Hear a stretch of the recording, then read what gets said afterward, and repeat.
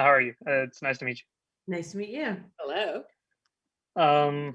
So yeah, Raya is awesome. After you did Moana first, but so after Moana, what was it that convinced you to tackle Raya as your next project? Um, well, there was so much about it that I fell in love with, honestly. I finished Moana, and there was this project kicking around, first of all, with a wonderful team, and about a young warrior, a female warrior, and this divided land that's around the Dragon River. And the dragon itself was the Asian dragon, that's like the Naga of Southeast Asia and of India, where of that's a water elemental, and it's all about water and life. And the idea that we could then think about what it takes for these different lands to come together. So there's a reason we named them after the parts of the dragon. You know, you need it all to be together. And what is that? And what that's kind of the more we thought about it, I thought about it, and the other filmmakers, this felt like the most important thing we could talk about right now is how to overcome divisiveness, how to kind of embrace our differences and all come together in the world for the greater good. So I was all in. No, I noticed that same parallel. I mean, obviously the movie was finished before the pandemic, or at least it was getting finished as the last year was going on. So yeah, you kind of feel at the end that we could, if our own society could come together like Kamandra.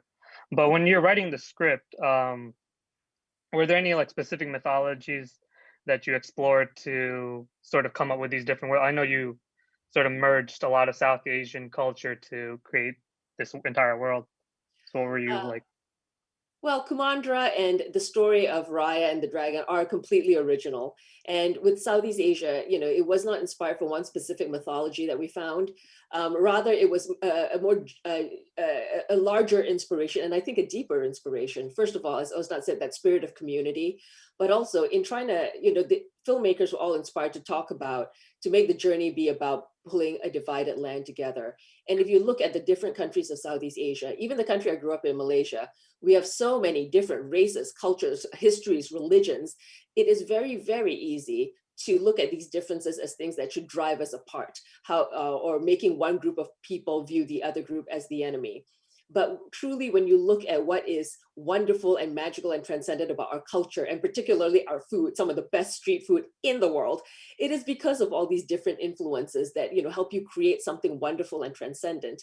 And so, being able to ground our fictional world in those real world kind of issues and solutions was, especially rewarding. And to bring it bring it back to your point of, like, it was before the pandemic, when we created the drone, this was way before anyone heard of the word COVID. And what I remember, one of our cultural anthropologists bringing up the point that a mark of these great Southeast Asian civilizations wasn't in how huge their monuments were, how much money they had. It really was in looking at how the entire society dealt with massive, natural disasters or man-made disasters. So whether it was floods or famine or war, if the civilization could survive it, it meant that it was functioning, that they cared for each other, and they pulled together to see themselves through, because that's the only way we're going to make it. And similarly with Raya on her journey, again, fictional world, fictional land, but the way in which she pulls the land together is very realistic. It is not some outside magical solution with this dragon.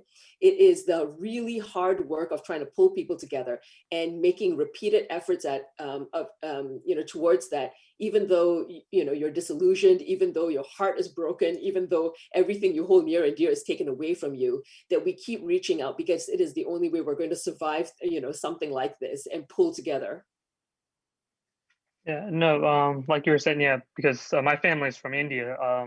So, and obviously when you see in like in all these Hollywood productions, they think India is just one country, but there's like so many different states, and it's just and then you get to kind of encompass everything as Raya. And so like you spoke about the drone, and they're sort of like, I mean, I guess they would represent fear and mistrust, but were they always, the intention was always for them to be sort of a faceless villain rather than like put a Yeah, we thought about that a lot, and they evolved a lot actually, but they were always somewhat faceless.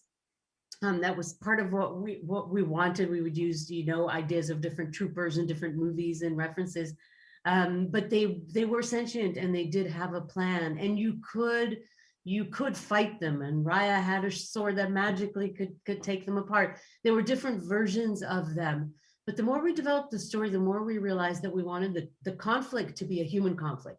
The true conflict is between Raya and Namari, between the lands, between people. Raya and Namari are like two sides of the same coin. And there's this really interesting, when you start peeling it, a really interesting conflict between them.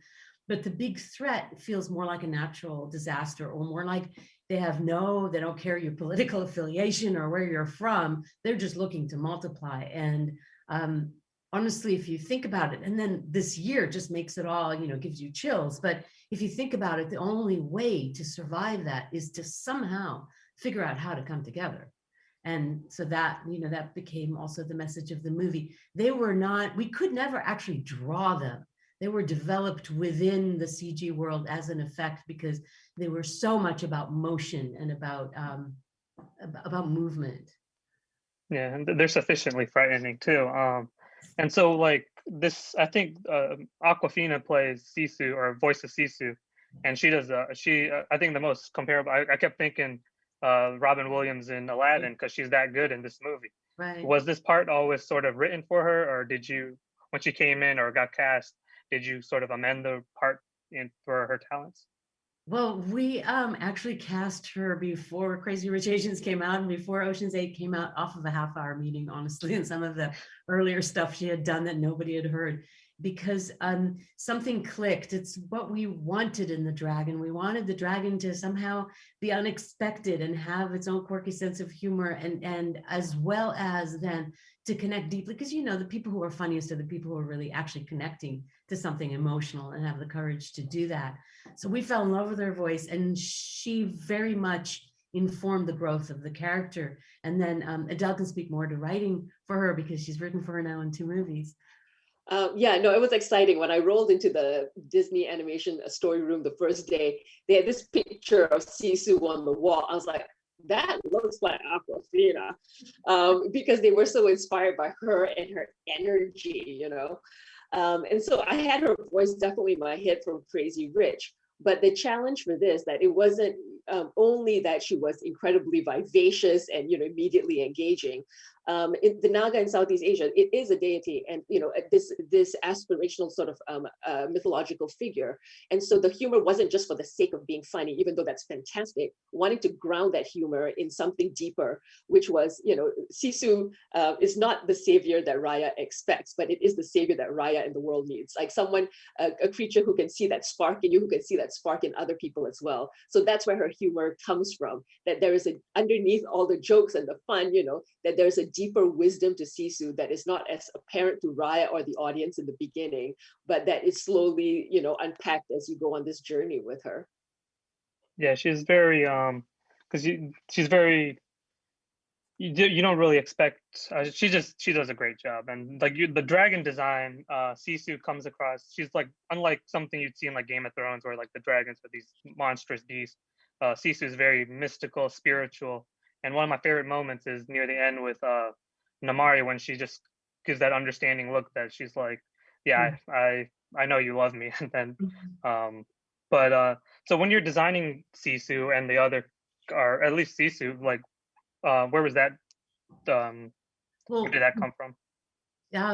We started our character designer, one of our character designers, Shiyun Kim, who started digging into what that can be, and we started doing research in the region. And part of like the deep inspiration came both from the Naga, which is in large parts of Southeast Asia, and as you may know, its origins are India, and the dragon, which has become more of a form that's closer to the Chinese. They're very similar. They're water deities, they're water beings, and we're in animation. So to us, that takes all the way and translated into there actually are water.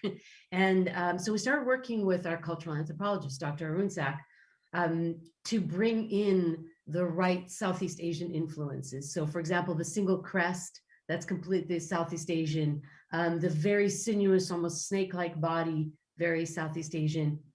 She has limbs, which is a little bit more like the dragon, but everything about her is connected to water and to being a water related being, a water deity. And so it was a long process of design, because then we started moving her in animation. And once you've designed her, you created her, you've rigged it, and then we fed that right back into the design, because you wanted the movement to be appealing as well. Because what we were designing is the other lead. I mean, the central relationship in the movie is between Raya and Sisu. So it's not a small, part that character plays. And there was nothing to compare it to in terms of structure, in terms of skeleton, in terms of rig. So it was something we spent a lot of time on, a lot of experimentation. At some point, we decided that she would have almost like the fur of a seal, of water creatures like that. So when you see it in real close up, you can almost touch it. So yeah, it was a real labor of love over about 10 departments and our Southeast Asian Trust. Okay, and I guess I'll just end with this, but have you thought about a follow-up to this film, or did you because the world is so vast, you could do anything.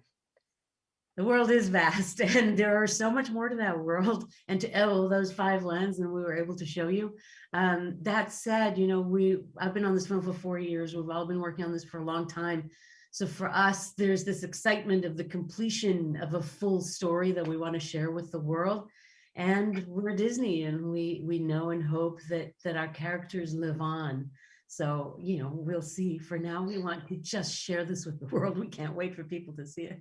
Yeah, me neither. No, it's really great. Thank you so much for your time. I really appreciate it. Thank you. Thank you.